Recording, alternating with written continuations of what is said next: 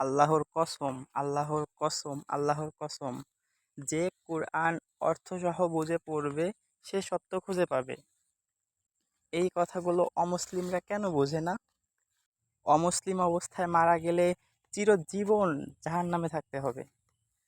একটা দুঃখের কথা বলি, ইসলাম আসছে পুরো মানবজাতির জন্য, আর বর্তমানে আলেমরা এরা শুধু মুসলিমদের দাওয়াত দেয়।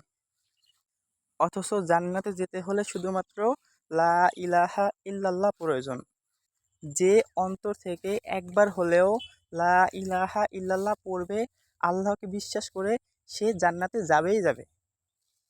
হ্যাঁ, হতে পারে সে হয়তো অনেক পাপ করছে দুনিয়াতে, তো সেই পাপের আযাব ভোগ করে হলেও সে জান্নাতে যাবেই যাবে।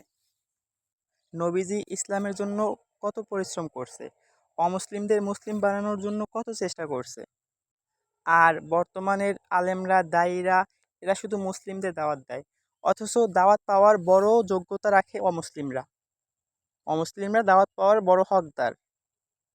আল্লাহ নবীজিকে বলছেন, হে মুহাম্মদ, তোমার উম্মত যদি আসমান সমান জমিন সমান পাপ নিয়েও আমার সামনে হাজির হয়, অথচ তার আমল নামায় শিরিকের পাপ না থাকে, আমি হাসরের মাঠে তার জন্য সেই পরিমাণ, আসমান পরিমাণ ক্ষমা নিয়ে হাজির হব।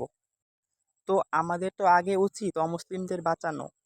কেননা মুসলিমরা যারা লা ইলাহা ইল্লাল্লাহ পড়ছে তারা জান্নাতে তো যাবে, কিন্তু অমুসলিমরা, আমাদের তো উচিত তাদের আগে বাঁচানো, তাই না?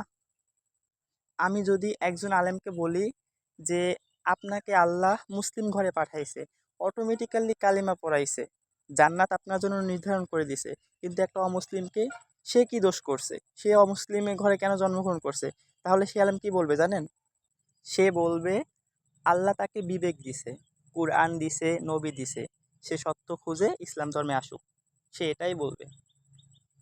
তো ভাই, আমার কথা তার কাছে সেই সত্যটা কে পৌঁছাবে? আমাদের মুসলিমদের কাজ অমুসলিমদের দাওয়াত দেওয়া, তাদের কাছে সত্যটা পৌঁছানো। প্রাইভেট কারে গেলাম, 2-3 ঘন্টাকে 30-40-50 হাজার টাকায় বিক্রি করে আসলাম, এর নাম দাওয়াত দেওয়া না। ইসলামের জন্য পরিশ্রম করার নাম দাওয়াত।